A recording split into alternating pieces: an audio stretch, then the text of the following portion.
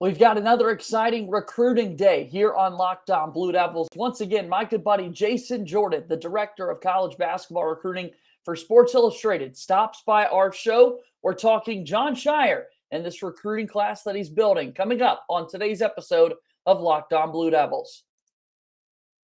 Hey, make sure you listen, man, to Locked On Blue Devils with J.J. Jackson. He's awesome, baby. You are Locked On Blue Devils, your daily podcast on the Duke Blue Devils, part of the Locked On Podcast Network, your team every day.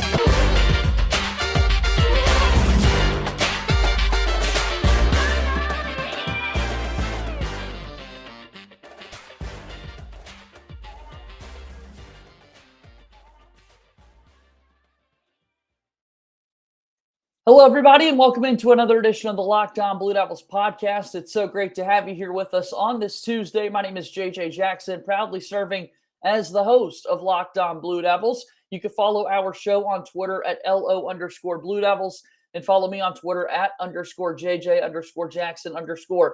Make sure you follow and subscribe to Locked On Blue Devils for free wherever you get your podcasts, as this podcast will be available each and every day. If you're watching us on YouTube, thanks for the support. Be sure to like this video, subscribe, all that good jazz. It helps us out tremendously. Next week starts football season for the Duke Blue Devils, but today we're focused on Duke men's basketball recruiting. And for that matter, I've got to bring in my really good buddy, Jason Jordan from Sports Illustrated, to join us here on today's program. Jason, the time, as always, is greatly appreciated. How are you, my friend? Doing well, man. How are you? Very well. Thank you for taking some time to join us here today. I said football season is right around the corner, but Duke basketball fans, they want to talk basketball and basketball recruiting 365 days. It's got to be one of the more energetic recruiting fan bases that you've probably interacted with throughout your career. Is that fair to say? 100%. Yeah, for sure. I'm very passionate. Gotta love them. Gotta love the Cameron Crazies and the extended family they have. It's so much fun, and we obviously love what they're doing on the basketball side of things. And so I want to get it started here today. We've talked in the past a little bit about the 2023 class that Duke has been able to put together. A couple of spots still remain. And the fact that you're here with us today, Jason, I'd like to once again thank LinkedIn Jobs for being the official college football and college basketball recruiting sponsor across the Locked On College Network. LinkedIn Jobs helps you find the candidates you want to talk to faster. Post your job for free at linkedin.com/lockedoncollege. Terms and conditions apply. That last spot left for grabs for this 2023 class. Maybe not last spot. Maybe there'll be a couple of more spots to go. But obviously there's a spot that opened up when Tyrese Proctor reclassified. And I think TJ Power is a name that people want to talk about. Yeah. Big summer, huge July, but he'd been consistent all summer. So definitely a guy who, I did a story on him about a week ago, and how his rise, and over the course of 5 days, he got the Blue Blood offer party. He was the guest of honor. So he had a big the fourth and final EYBL session in Kansas City. He had a 33-point game. Then he turned around and had a 41-point game. And then it just flooded because of the way in which he was scoring. I mean, he's 6'8", scores at all three levels, yes. But the biggest thing about him is he's just an impact player. And that's, obviously very ambiguous because, he scores. First and foremost, his greatest asset is his ability to stroke it from the perimeter, right? NBA 3-point line extended. And so because of that, you have to not only respect it, you have to be there. You have to be there, smothering him.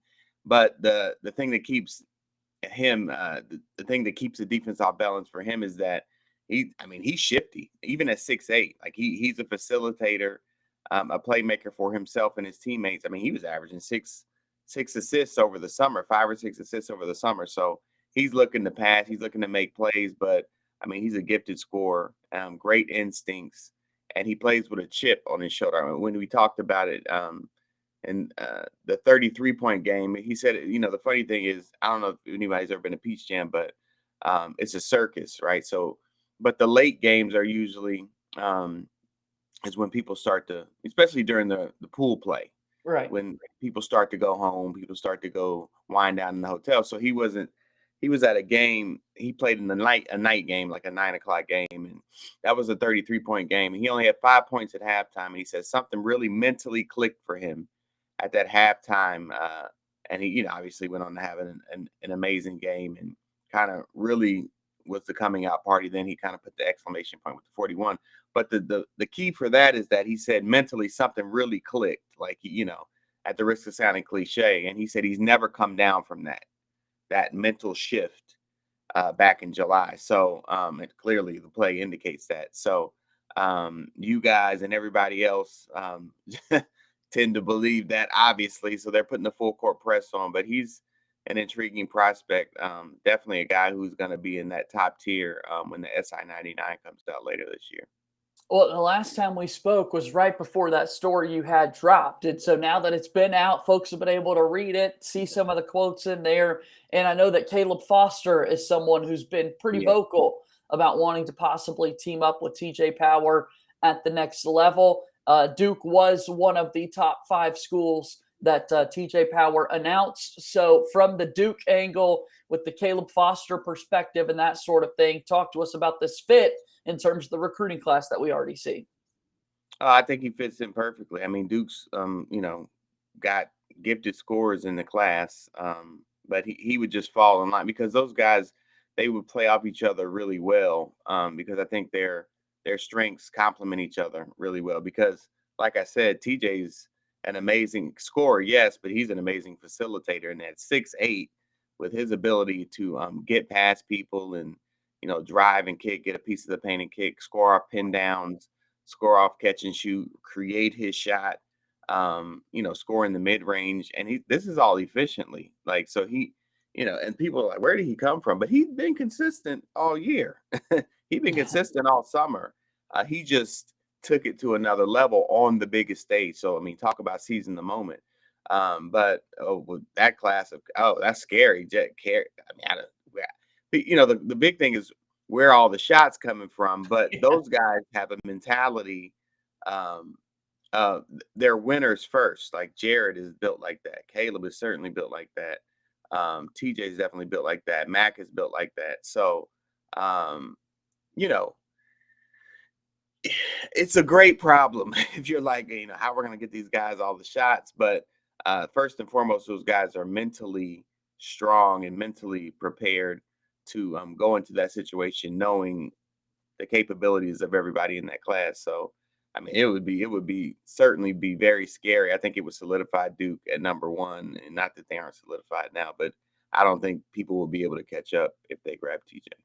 Let's talk about the 2023 class in a bit more detail after this first time out here on today's episode of Locked On Blue Devils. Locked On Blue Devils here today is brought to you by BetOnline. BetOnline.net is the fastest and easiest way to check in on all your betting needs. Find all your favorite sports and events at the #1 online source for odds, lines, and games. Find reviews and news of every league, including Major League Baseball, NFL, NBA, NHL, combat sports, esports, and even golf.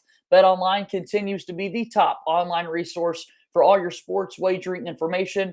From live in-game betting, scores, and podcasts, they have you covered. Head to BetOnline today or use your mobile device to learn more about the action happening today. BetOnline, where the game starts.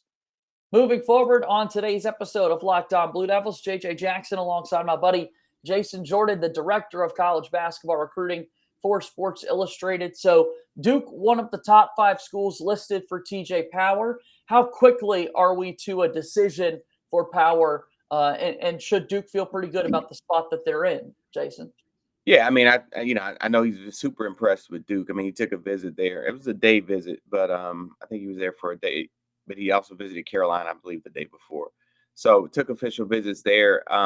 He said he's eyeing a late September decision. So got about a month and a half to go on that. But I think he's planning to potentially take some more visits in that gap. So he talked about potentially visiting North Carolina because when he went to North Carolina, the players weren't there. So he wasn't able to see a practice, wasn't able to, get a feel for the locker room. I mean, I understand that. I think if he came to North Carolina, I think he would visit Duke again, because that's what he did last time, right? So, and he has family in the area. I don't think he'd do a turn and burn, to North Carolina. So I think they're in good position. I don't think it's over by any stretch. I can tell you he definitely doesn't know. So it's not one of those things where it's like, okay, this guy's saying he's gonna bid, but I think he's already silently committed. No, isn't that's not the case with him. So I think it'll come down to the wire. I think it'll be a fun recruitment for me, not for you guys who agonize over that stuff. But it'll be fun. And I think we'll have a lot of the information definitely at SI. So stay tuned. It's got to be easy just to knock out both schools I mean, logistically speaking, the Yeah. fact that they are so close. I Yeah. know Duke doesn't like to be associated with UNC too frequently, but boy, we've seen this a whole lot. All right. So in Yeah. that 2023 class, another major riser, I would call it, as of late, has been the play of Andrej Stojaković and Duke's involvement with Andre. I mean, a very big name in the Yeah. basketball world. When your last name is Stoyakovich, you're Yeah. not going to walk away like, whose son is that? I think you'll be able to Right. connect the dots Yeah. pretty quickly with his pops. Tell us a little bit about this player. Yeah, he honestly plays like Pops. Peja Stoyakovich, Sacramento Kings legend, the late 90s, early 2000s, played with Chris Webber and Yeah. Tito Turkoglu. I'm dating myself, Lottie Divox, all those guys, Bobby Jackson. So I think he's around TJ's height, great size either way, 6'6", 6'7". But they play similar, right? The number one thing for Andres is his ability to shoot. Go figure that one, right? That was his daddy's number one ability to catch and Right. shoot. But he's great off pin downs, great off screens, they pick and pop. Also an underrated facilitator too. But he's at his best when he's looking to score and being aggressive and hunting his shot. And he oftentimes finds the kill on his shot. Just a gifted scorer all around. He can the way he keeps sounds like TJ Power. The way he keeps the defense off balance is because of his ability to get by his defender, and he can finish at the lane. He's smart enough to pull up in the mid range, but you know he's a deep threat. And that's where he's going to make his money for sure. Taking a look at his recruitment in particular, you mentioned at Peach Jam, TJ being able to put in a lot of great performances, a 33-point outing, a 41-point outing. Why has there been such a rise sort of in exposure for Stoyakovich as of late? Yeah, well, I mean, he had a big summer with the Compton Magic, right? That's a staple program in the Adidas 3SSB. So, I mean, he all summer the biggest thing with him is he's been consistently good, right? So it's not like he had this big turn. He's had a big tournament all summer, right? So every weekend he was putting up numbers and putting up highlights, and I think his growth over the summer was consistently this way, where TJ's was like this, and then July was like this, but they're very similar. Honestly, they're very similar players, and I don't think from your guys' perspective, I mean, you're not taking both, so because they're very similar players. So I think it will be tough to get Andres from the West Coast. I know UCLA is going to be a major player in this one. But I think it's formidable. I think there's a chance. I don't think it'll be over tomorrow. So, and that's the thing. Same thing with TJ. Like, because we have a month and a half until we we hear the decision potentially. A lot of things can happen. I mean, I'm going to tell you, and I say this all the time, but not only do visits change the scope. I mean, it can change somebody's mind. I mean, black and white, 180 turn. Let's not forget, Jay Williams was going to Carolina. He was just going to Duke, his dad wanted him to take a visit to Duke. I mean, I don't know if people know that story, but and then when he went there, he was like, "Oh my God, Duke!" So, I think if he can get him, if they can get a visit, or because it's not, I think if they can get him on campus, and I don't know, it's just that it's one of those things where whoever I think whoever pops first, and I want to say it looks like TJ might pop first, but I don't know. These things are there's so much unknown with him and with his timeline, Stoyakovich. So we'll see. But I don't think it's over. I hate to say that. I don't think it's over before TJ's, but we could see. We'll have to see. We'll have to see. This is a moment where we wish we had a fast forward button to be able to kind of figure out what everybody's feeling, the gauge and that sort of thing that's in place. And to get Andrej Stojaković on campus would be a big step. Obviously, you've got the Duke offer already. But one, like you were saying, if you could get somebody on a visit, Duke starts to sell itself in that way, and really being around practices and that sort of thing. Yeah, that's I mean, is he? Everybody, the back channel conversations is he staying out west? That's the rumor, right? That's not. People know that, right? So, and I have intel, to kind of co-sign that, but I'm from the show me state. So if you start taking visits, like if you take a Duke visit, then you're showing me it's real. So if they can get him on campus, then that would be more telling to me. Now we are planning to do something on him, so just stay tuned for that. Okay. But I guess we could get a better feel then. But all my intel, all my very, very very, very good sources are saying that it's going to be tough to get him off the West Coast. But they're also saying that it's not as done as people think. So, and that's anywhere. To kind of my point about TJ, I don't think he knows. Right. Well, let's. I mean, we've got a lot to follow then, and more stories coming at Sports Illustrated. Yeah. Jason Jordan, our guest, once again here today on Locked On Blue Devils. Let's take one final timeout on today's program. We wrap up after this. Here on Locked On Blue Devils, we want to let you know about the ultimate college football preview. Thanks again for making Locked On Blue Devils your first listen every day. But the ultimate college football preview is here. A 7-episode preview with college experts, local team experts, and Odyssey college football insiders. It's everything that you need to be ready for the college football season in one spot. You could search for the ultimate college football preview on your Odyssey app, YouTube, or wherever you get your podcasts. Welcome back in here, the final segment on today's episode of Locked On Blue Devils. JJ Jackson, alongside my buddy Jason Jordan, the director of college basketball recruiting for Sports Illustrated. I want to get to a couple of names for the class of 2024, and we can go more in depth in the weeks to come and that sort of thing. But before we do that, I did want to touch on over the past week, we were able to see some 2023 guys for Duke, and Jared McCain, Caleb Foster, and Mackenzie Mbako get to play up at Rucker Park, a Slam High School recruiting event. Tell us a little bit about this event, Jace. Looks really cool, and it was fun to see a couple of Duke guys playing there at Rucker Park. Oh, well, Rucker's the Mecca, right? So it's just a fun end of the summer event, huge event. The Slam does great with that. But it's just, people call New York City the Mecca, and that is the Mecca blacktop court. Well, at blacktop court, not anymore.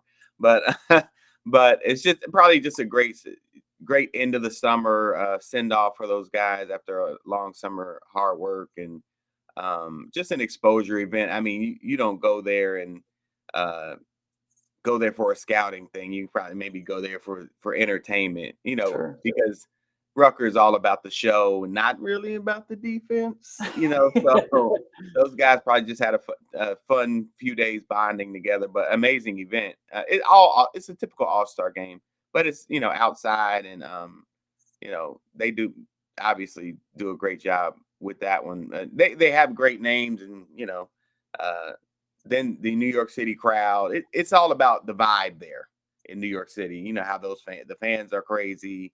They're right on top of you, and they feed off the energy of the crowd. So it's more like one-on-one matchups. Throw it out. They be like, they'll be called for the ball. Centers can be the point guard out there. It's like a street ball thing.